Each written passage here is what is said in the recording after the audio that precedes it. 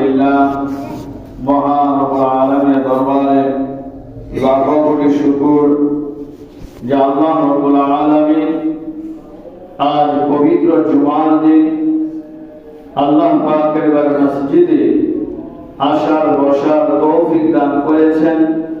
সেই মহান স্রষ্টার দরবারে শুকরিয়া দান সকলে বলি আলহামদুলিল্লাহ। লাখো কোটি দুরূদ ও সালাম বর্ষিত হোক আমার আপনার প্যারা নবী মুহাম্মদুর রাসূলুল্লাহ সাল্লাল্লাহু আলাইহি ওয়াসাল্লামের উপর। আল্লাহ রাব্বুল আলামিনের মহান গ্রন্থ কোরআনুল কারীম থেকে ছোট্ট একটা আয়াতে কারিমা তেলাওয়াত করেছি। রাসূল কারীম সাল্লাল্লাহু আলাইহি ওয়াসাল্লামের অসংখ্য হাদিস থেকে ছোট্ট একটি হাদিস পাঠ করেছি। আয়াত এবং হাদিসের দিকে লক্ষ্য করে কিছু কথা বলার তৌফিক আল্লাহ তাআলা দান করে সকলে বলেন আমিন।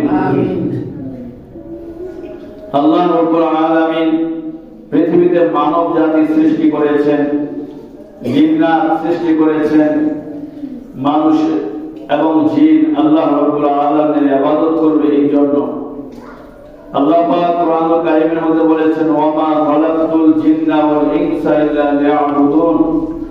আমি জিন এবং মানুষ সৃষ্টি করেছি একটাই উদ্দেশ্য, তারা আমি আল্লাহ তাআলার ইবাদত করবে। আল্লাহ তাআলা মানব জাতি সৃষ্টি করার আগে দুনিয়াতে জিন জাতি সৃষ্টি করেছেন। জিন্নাত যখন আল্লাহ তাআলা নাফরমানি করেছে, আল্লাহ তাআলা জিন্নাত এক সময় কমাইতে কমাইতে একদম সব শেষ করে দিয়েছে। আল্লাহ রাব্বুল আলামিন ফেরেশতাদের সাথে আলোচনা করলেন, ও আমার ফেরেশতারা, আমি দুনিয়াতে আমার খলিফা বানাইতে চাই, আমি মানুষ সৃষ্টি করতে চাই। আপনারা এর পূর্বে বহুবার এই সমস্ত বিভিন্ন বিষয় আলোচনা শুনেছেন। সংক্ষেপে শুধু একটি ইতিহাস প্রাপ্ত হইতেছে, যার কারণে আমার বলা।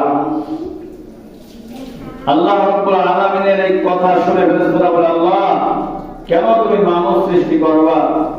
বলে তারা আমি আল্লাহ পাকের দ্বীন কায়েম করবে, আমি আল্লাহর পরিচয় মানুষের কাছে তুলে ধরবে, জান্নাত জাহান্নামের কথা মানুষের কাছে বলবে, আমার প্রচার প্রসার করবে, ইবাদত করবে। এই জন্য আল্লাহ পাকের কথা বলার পরে ফেরেশতারা অবজেকশন জানাইল, আল্লাহ এই মানুষগুলো দুনিয়াতে ফাসাদ সৃষ্টি করবে, মারামারি, কাটাকাটি, রাহাজানি, ছিনতাই, বদমাশি, যা আমরা বর্তমান দেখতেছি।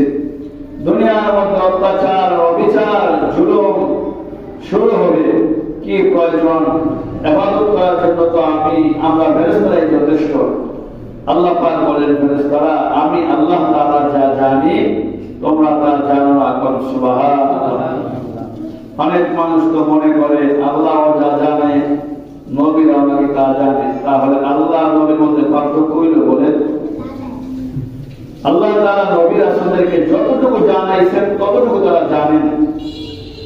আল্লাহ রাব্বুল আলামিন বলে, ও আমার ফেরেশতারা শোনো, আমি আল্লাহ রাব্বুল আলামিন দুনিয়ার জমিনে যখন মানুষ সৃষ্টি করব, পাঠাইব, ওরা মারামারি করবে, কাটাকাটি করবে, গুনাহ করবে, বিভিন্ন পাপাচারে লিপ্ত হবে। যেই শয়তান ডান দিক থেকে বাম দিক থেকে চতুর্দিক থেকে আমার বান্দা বান্দীদেরকে গুনার কাজে লিপ্ত করাইবে, তাদেরকে গুনাহ করায়া জাহান্নামের উপযুক্ত বানিয়ে ফেলবে, আমি আল্লাহ রাব্বুল আলামিন তাদের জন্য এমন একটা অপশন রেখে দিব, আমার বান্দারা যখন আমি আল্লাহর কুদরতি পায়ে সিজদা দিবে, সিজদা দিয়ে যখন তওবা করবে, আমি আল্লাহ তাআলা আমার বান্দা বান্দির তওবাগুলো কবুল করে তাদের জিন্দেগীর तमाम গুনাহগুলো মাফ করে দিব। সুবহানাল্লাহ। আল্লাহ পাক বলেন, আমার ফেরেশতারা যখন শয়তানের ধোঁকায় পড়ে মানুষ গুনাহ করবে, আমি আল্লাহর কাছে মাফ চাবে, আমি আল্লাহ তাদেরকে ক্ষমা করে দিব। কোন সুবহানাল্লাহ। আল্লাহ পাক বলেন, ফেরেশতা তোমরা যেহেতু আমি আল্লাহ পাকের ইবাদত করো, এই জন্য সপ্ত আসমানের উপরে আমি আল্লাহ রাব্বুল আলামিন তোমাদের জন্য একটা ঘর বানাইলাম, যে ঘর সপ্ত আসমানের উপরে, যার নাম হলো বাইতুল মামুর। সুবহানাল্লাহ। এই বাইতুল মামুর সোজা খানায়ে কাবার ঠিক বরাবর উপরে, সাত আসমানের উপরে।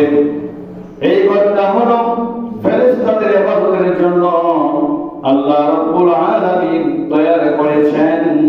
এত বিশাল ঘর, এই ঘরের ভিতরে আল্লাহর নবী বলেন, যখন আমি মেরাজে গেলাম আমি দেখলাম ৭০,০০০ ফেরেশতা এই ঘরের ভিতরে একবার প্রবেশ করে।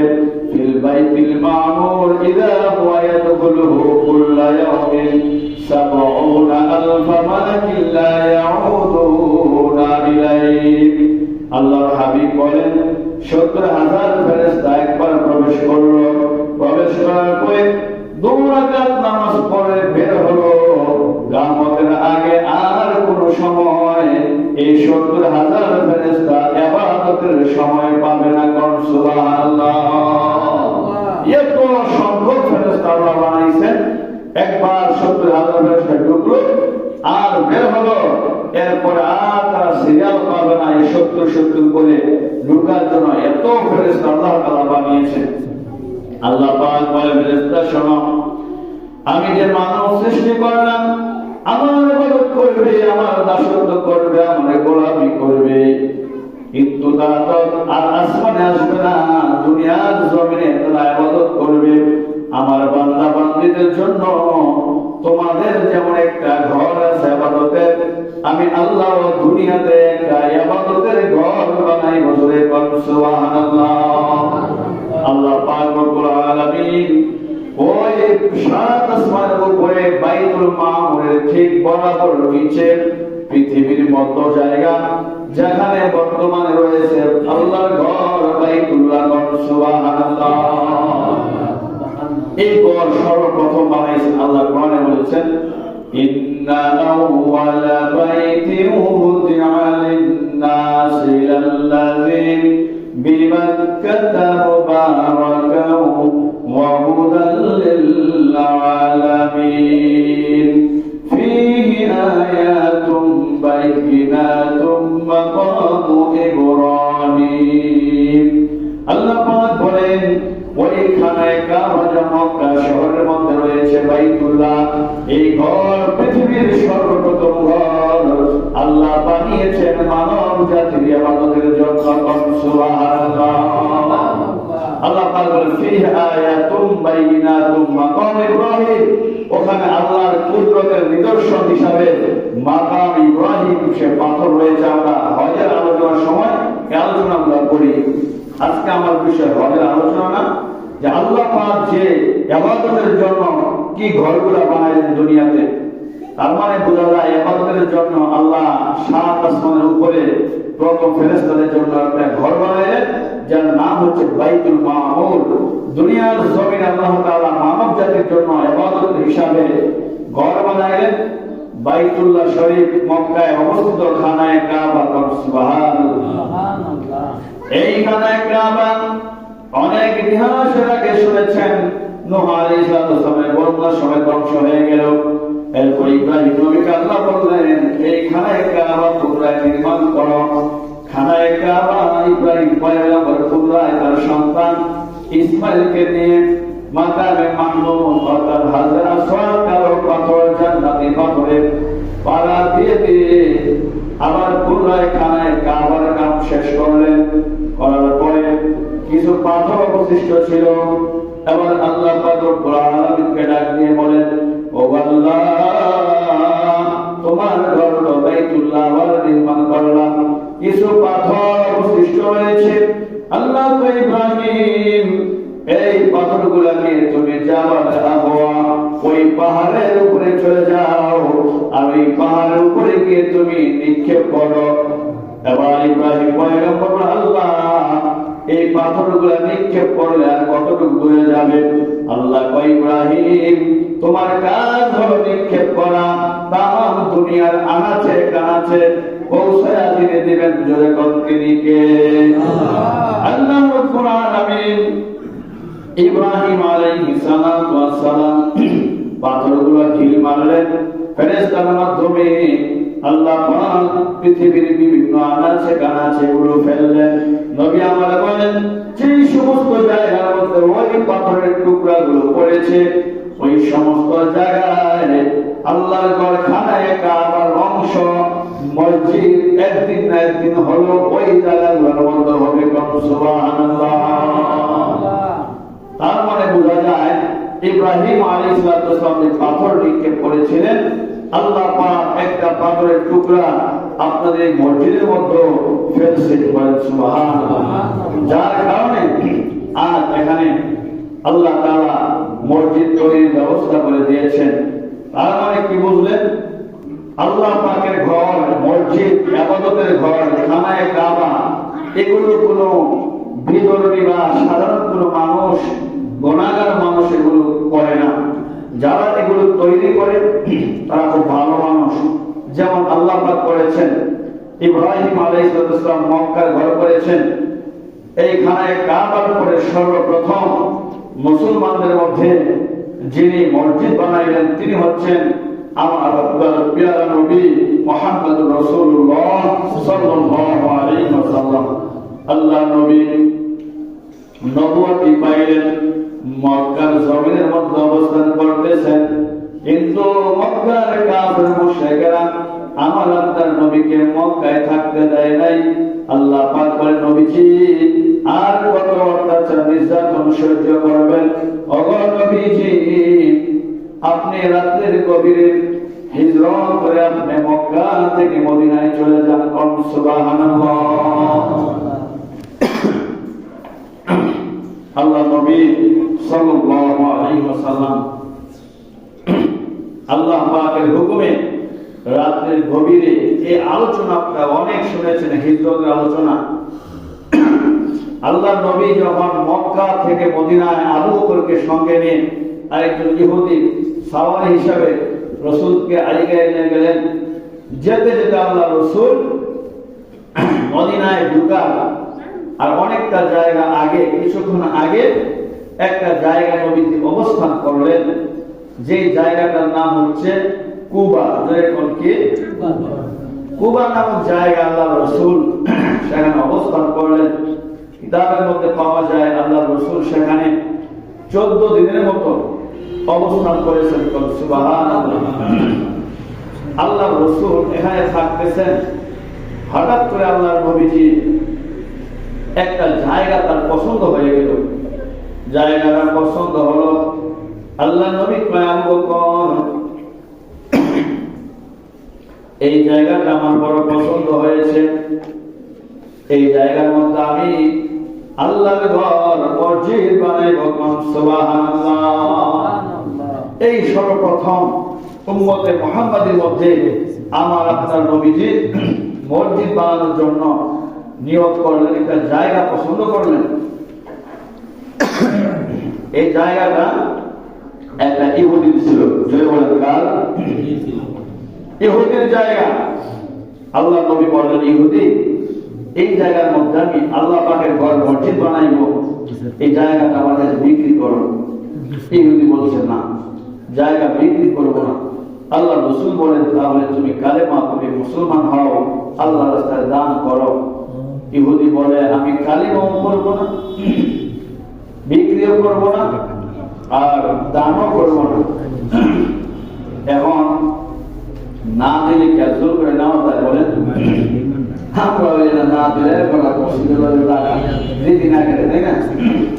কিন্তু আল্লাহ রাসূল জোর জবরদস্ত করলে তো গোনা হবে। কিন্তু নবীজির মনটা বড় কষ্ট, নবী হায়রে আল্লাহর ঘর বানাবো আর ইহুদি বিক্রিও করবে না আর দানও করবে না, মুসলমান হবে না। আল্লাহ নবীর মনটা বড় বেজার।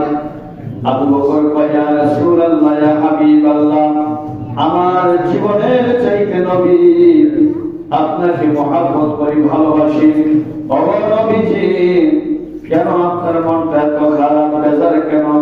নবী আমার বলতে চালু করলে, এই জায়গাটা আমার বড় পছন্দ হলো, নিয়ত করেছি এই জায়গা জায়গায় আমি আল্লাহর ঘর মসজিদ বানাইব, সুবহানাল্লাহ।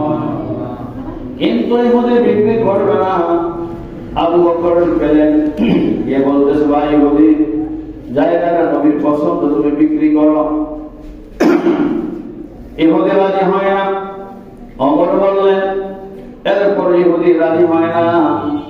আল্লাহ নবীজি এত মন কাবে, যার নবীজির চোখে মাছের মতো এক ফোঁটা পানি জমে গেল। নবীজির মনে বড় দুঃখ।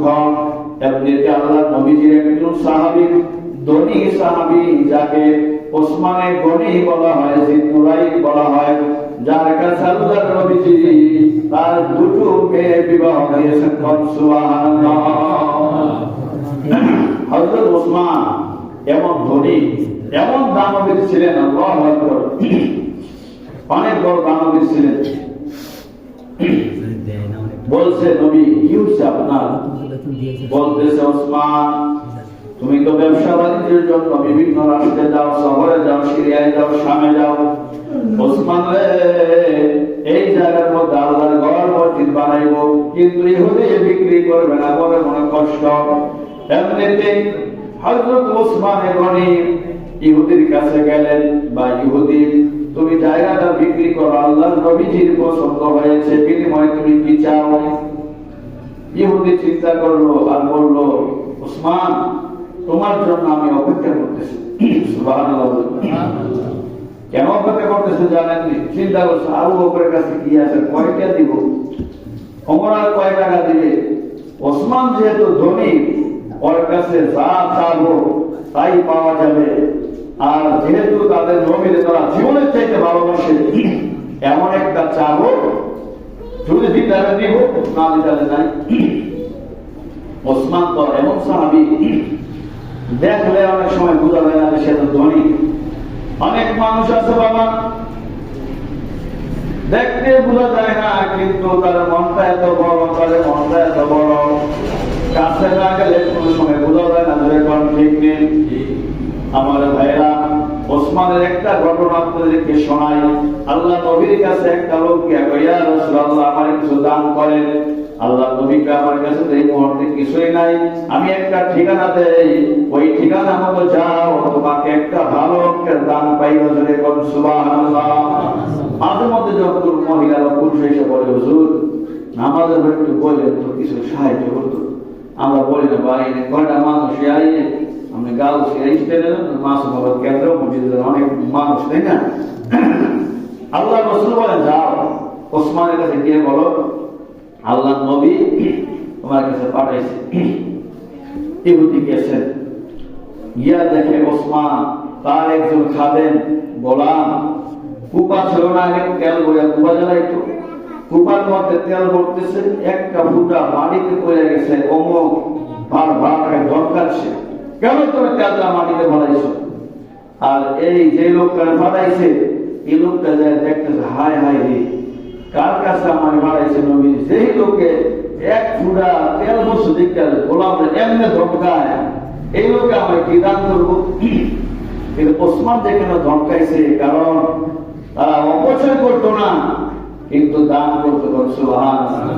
আমার ভাইয়েরা, এই লোকটা কয়, এই লোকের কাছে চাইয়া কোনো লাভ নাই, চলে গেছে নবীর কাছে, ইয়া কইয়া, রাসূলুল্লাহ কার কাছে আপনি পাঠাইলেন?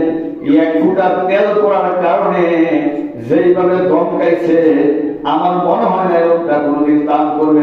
সুবহানাল্লাহ। আল্লাহ নবী তো জানে ওসমানের ব্যাপারে, ওই লোকটা না জানে না। যাও, তুমি চাও নাই? কয় কি আর চাও, যেই কি দেখলাম আমি, আবার যাও, আবার এসে আইসা দেখতেছে বালিশের মধ্যে তুলা ঢুকাইতেছে, দু একটা তুলা উড়ে লাগে না, হযরত ওসমান মাথায় মাথায় ভাড়ায় ভাড়ায় এই তুলাটি জমায়া বালিশে পড়তেছে। এই লোকটা আবার এসে মন নষ্ট, হায় হায় রে, দু একটা তুলা উড়ে উড়ে যায়, এই লোক মাথায় যে লোকে ধরে, সেই লোকে বলি দান করবো, মন হয়েছে, গেছে নবীর কাছে, ইয়া রাসূলুল্লাহ দিলে আপনি কিছু দেন, যার কাছে পাঠাইছেন সেই ভাবি দেখলাম নবীর কাছে, এবার চাও না? চাই নাই তো, চাই দেখো, মানে হেল্প হিসাবে না, পরিস্থিতি দেখে। অনেক মানুষ দেখবেন খায় না খায় আল্লাহ সব দান করে দেয়, তাই না? অনেক কোটিপতি আছে বাবা, একটা পাইবেন না, এমন আছে না? হযরত ওসমানের কাছে আবার পাঠাইলেন। এবার আইসা দেখে হযরত ওসমান একটা পাত্রের মধ্যে পিপিলিকারে কিছু চিনি দিছে। পিপিলিকা চিনি খায়, মাঝে মধ্যে এক একটা পিপিলিকা মুখে করে আবার নিয়ে যায়। হযরত ওসমান এই পিপিলিকার মুখ থেকে চিনিটা রাইখা এরপর পিপিলিকার সাথে সুবহানাল্লাহ। এই লোকটা এইভাবে রাস্তা খারাপ হয়েছে, হায় রে পিপিলিকারে পিপিলার মুখতে যায় চিনি রাইখা দেয়, ও আর কি দান করবো? আল্লাহ নবী ইয়া রাসূলুল্লাহ কার কাছে পাঠান যে দৃশ্য আমি দেখি এতদিন হলো জীবন যে পিপিলার মুখ থেকে আমি চিনি রাইখা দেয়। আল্লাহ নবী কই তুমি কি চাও না? মানে সাইকেল তো হতে পারবে। এইবার গেছে না, এবার সাম যাওয়া যায়া করতেছে ওসমান নবীজি ফাটাইছে এই জন্য আইছি, কিছু থাকলে দেও। মানে তাও কয়টা যে আল্লাহ কিছু দান করো, মানে এমন বলে বুঝাইছে যে হ্যাঁ আরেকজন খেলা ফাটাইছে এই জন্য আইছে।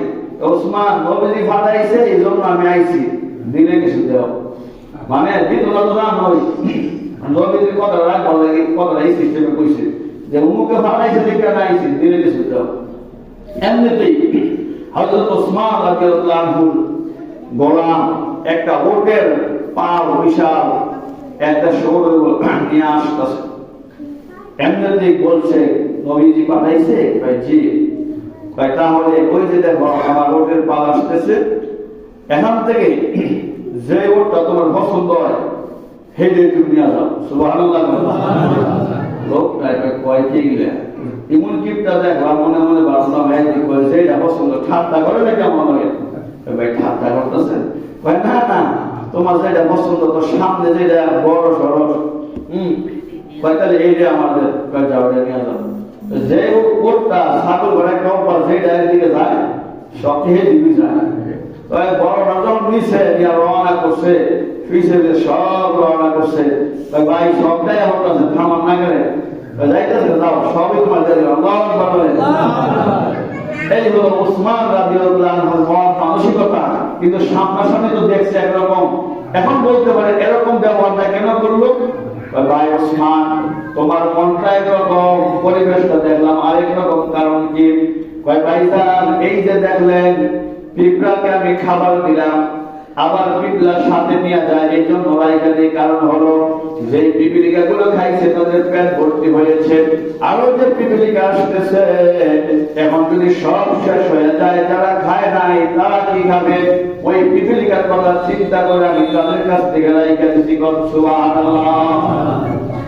ভাই ওসমান সুরাতে থামায়া থামায়া ধরলেন, ভাই এই যত ধরলাম তুলাগুলো যদি আমি জমায়া একটা বালিশ বানাই পারি, একটা গরিব মানুষকে দান করতে লোক। সুবহানাল্লাহ। আল্লাহ নবীর সাহাবী, তাহলে এই যে আপনি খাদেমে এক ফুটা তেল ফেললো, ফেলে দেওয়ার কারণে আপনি লঙ্কাইলেন, কারণ কি? আল্লাহ পাক রব্বুল আলামিন অপচয়কারীকে বলছে ইন্নাস মুবাজ্জিরিনা কানু ইখওয়ানাশ শায়াতিন, যে ব্যক্তি নাকি অপচয় করে সে শয়তানের ভাই। এই তৈলটা আমার নিজের না, এটা সরকারি একটা তৈল, এই সরকারি জিনিস নষ্ট হইলে হিসাব দেওয়া লাগবে, এই জন্য গঙ্গায় আল্লাহকে সতর্ক করলাম। সুবহানাল্লাহ। তাদের ভিতরে আল্লাহর কত ভয় ছিল। আমার ভাইয়েরা, হযরত ওসমান ইহুদির কাছে গিয়া কয়, ভাই যা দান করবা বিক্রি করবা, তাই কি দিবা, কি চাও? ইহুদি এমন একটা কথা বললো, ওসমান এই জায়গাটা যদি তুমি দিতে চাও, তোমার স্থাবর স্থাবর যত সম্পত্তি আছে, যত ব্যবসা বাণিজ্যের মালামাল আছে, সব আমার নামে লেখা দিবা, তারপরে আমি তোমাকে এই সামান্য জায়গাটুকু দিব। সুবহানাল্লাহ। হযরত ওসমান মুহূর্তের মধ্যে সবকিছু ইহুদিদের লেখা দিলেন। দেওয়ার পরে আল্লাহ নবীর কাছে না দলিল দেয়, ইয়া রাসূলুল্লাহ আপনাকে খুশি করার জন্য, আল্লাহর ঘর বানাইবার জন্য সবকিছু বিক্রি কইরা আমি এই জায়গাটুকু কিনা আপনাকে দিলাম। সুবহানাল্লাহ। আল্লাহ নবীজি বড় খুশি। এই খুশি দেখা আল্লাহ নবী দুই হাত তুলে দোয়া করতেছে, সামনে কিছু খেজুর গাছ, আল্লাহ নবী দোয়া করতে হাত উঠাইলেন, এই দিকটা ইহুদি কয় কি ব্যাপার? এত কিছু দিয়া অল্প জায়গা কিনলো, কারণটা কি লাভটা? ইহুদি আস্তে আস্তে নবীর দরবারে আসলেন, আয়েশা দেখতেছে আল্লাহর নবী যদি হাত মেলা ওসমানের জন্য দোয়া করে, আল্লাহ এই খেজুর গাছ দুই সাক্ষী থাক যে ওসমান সব কিছু বিক্রি কইরা আমি নবীরে খুশি করার জন্য আল্লাহর ঘর বানাইবার জন্য দান করলো।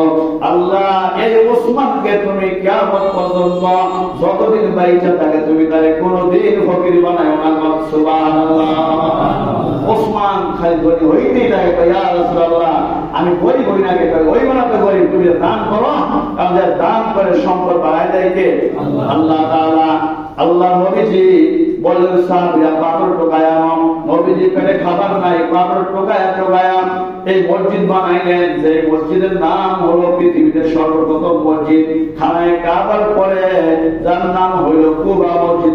সুবহানাল্লাহ। এই কুবা মসজিদ আল্লাহ রাসূল এই বানাইলেন মদিনায় যাওয়ার একটু আগে। এরপর আল্লাহ নবীজি আবার জুমা মসজিদ বানাইলেন, এরপরে মদিনাতুল মুনাওয়ারা বানাইলেন। এই যে যখন শুনলেন, তার মানে মসজিদ যারা বানায় কোন গুনাহগার না, তারা আল্লাহর প্রিয় বান্দা। সুবহানাল্লাহ।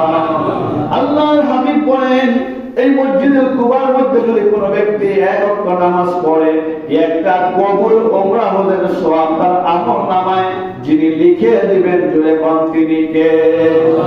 মদিনার মসজিদে কেউ নামাজ পড়লে এক রাকাতে 50,000 রাকাত নামাজের সওয়াব। সুবহানাল্লাহ।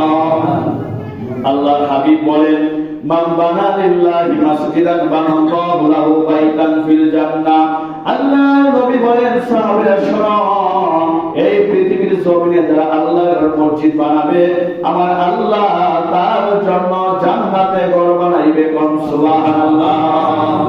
সাহাবীরা কয় ইয়া রাসূলুল্লাহ ইয়া হাবিবাল্লাহ, আমাদের তো অনেকের সামর্থ্য নাই একটা মসজিদ একা বানাই দিব। আল্লাহর রাসূল বলেন কোন ব্যক্তি যদি ইখলাসের সাথে সহি নিয়তে আল্লাহরে খুশি করার জন্য মসজিদে একটা ইটও দেয়, এক বস্তা সিমেন্টও দেয়, এক বস্তা বালুও দেয়, আমার আল্লাহ ওই ব্যক্তিকে জান্নাতে তার জন্য ঘর বানাইবে। কোন সুবহানাল্লাহ। কিয়ামতের দিন সব ধ্বংস হয়ে যাবে, আল্লাহ পাকের ঘর মসজিদগুলো ধ্বংস হবে না। এই মসজিদ সদকাতুল জারিয়া, এই যে শুরু থেকে যারা দান করছে, অনেক মানুষ হয়তো চলে গেছে, কবরে গেছে, কেউ জানি না, কিন্তু প্রতিদিন প্রতি জুমায় মসজিদের জন্য, মুসল্লিদের জন্য যারা দান করছে সবার জন্য দোয়া করা হয়। আমি আপনি যদি দোয়া নাও করি, এই যে কিয়ামত পর্যন্ত মসজিদ থাকবে, মুসল্লি থাকবে, আযান হবে, নামাজ পড়বে, অটোমেটিক ভাবে আল্লাহ রাব্বুল আলামিন তাদের কবরে এই সওয়াবগুলো পৌঁছাইতে থাকবে। কোন সুবহানাল্লাহ। অটোমেটিক ভাবে সওয়াব পৌঁছাইতে থাকবে। এই জন্য আল্লাহ রাসূল বলেন তোমরা সদকাতুল জারিয়া কিছু আমল করে যাও। যেমন মসজিদ বানাইলেন, মাদ্রাসা বানাইলেন, আপনি রাস্তাঘাট বানাইলেন, মানুষের জন্য রাস্তায় একটা গাছ লাগাই দিলেন, এরকম যত নেক আমল আছে, এই নেক আমলগুলো কিয়ামত পর্যন্ত আপনার কবরে যেতে থাকবে। কিয়ামতের দিন আল্লাহ পাক বলবে, নবীজি বলেন 7 শ্রেণীর মানুষকে আমার আল্লাহ শাহিদের নিচে জায়গা দিবে। কয় শ্রেণীর মানুষ? এমন একটা সময় আল্লাহ পাক জায়গা দিবে যেদিন হাসরের ময়দান কোনো কিছু থাকবে না, আসমান জমিন চন্দ্র সূর্য সব ভেঙে চূর্ণ বিচূর্ণ হয়ে যাবে।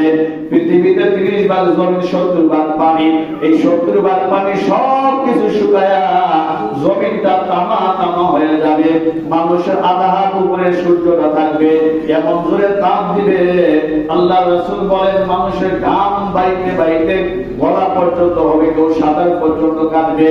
এমন একটা পরিস্থিতি হবে, সমস্ত নবীরা পর্যন্ত ইয়া নাফসি ইয়া নাফসি বলে কাঁদতে থাকবে আর বলবে আল্লাহ জাহান্নামে দাও। এরপর এই হাসরের মাঠের কষ্ট থেকে আমাদেরকে হেফাজত করো। সুবহানাল্লাহ। এমন বিশাল এই পরিস্থিতি, মগজ ফাইটা খালি লাফাইতে থাকবে।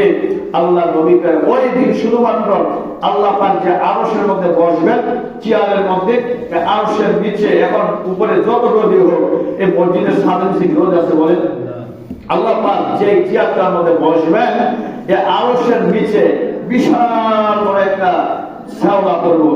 এই পুরো হাসরের ময়দানে শুধু আল্লাহ পাকের আরশের নিচে যে জায়গা ছায়া, এই ছায়াটুকুর মধ্যে আল্লাহ নবী বলেন 7 শ্রেণীর মানুষকে আল্লাহ তাআলা ওখানে জায়গা দেবে কিয়ামতের বিপদের সময়। সুবহানাল্লাহ।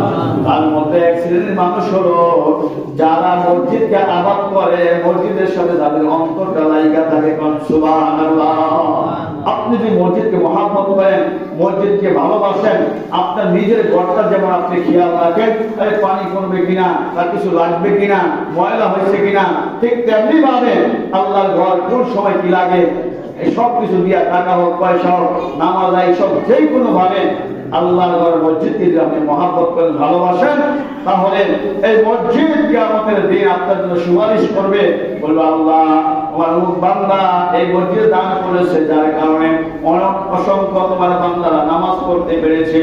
আল্লাহ তাদেরকে আজকে তোমার আরশে আজিমের নিচে জায়গা করে দাও। সুবহানাল্লাহ। একটা মাকড়সা জানালার মধ্যে একটা রয়েছে, এইটাও যদি আপনি পরিষ্কার করে দেন, আল্লাহ নবী কয় আপনার জন্য জান্নাতে একটা ঘর বানায়। এখন সুবহানাল্লাহ।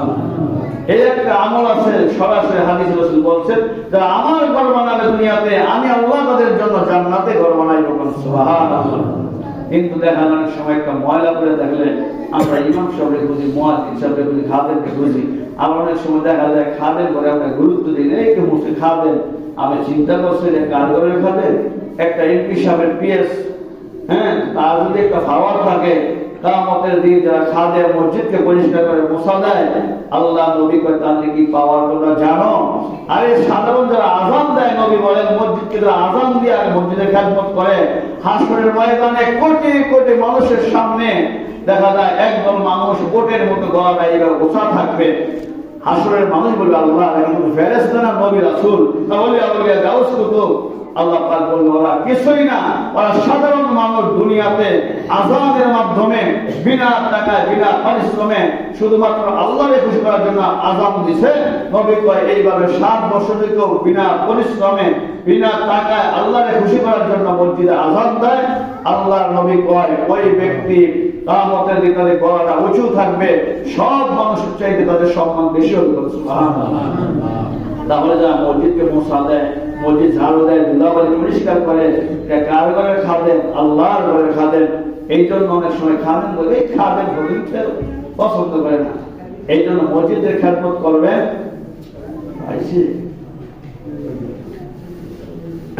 যাই হোক, আল্লাহ পাকের ঘরের যে কোনো ভাবে আপনারা আল্লাহ ঘরকে মহব্বত করবে, ভালোবাসবেন। আমাদের মসজিদে এরকম ভাবে দোতলার কাজ করা হবে, যখন এলাকার মানুষ যা বলবে ইনশাআল্লাহ আপনারা মনটা জান না করে ইনশাআল্লাহ আপনারা সহযোগিতা করার চেষ্টা করবেন।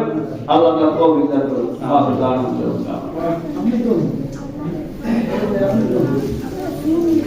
আইসা মাশাআল্লাহ।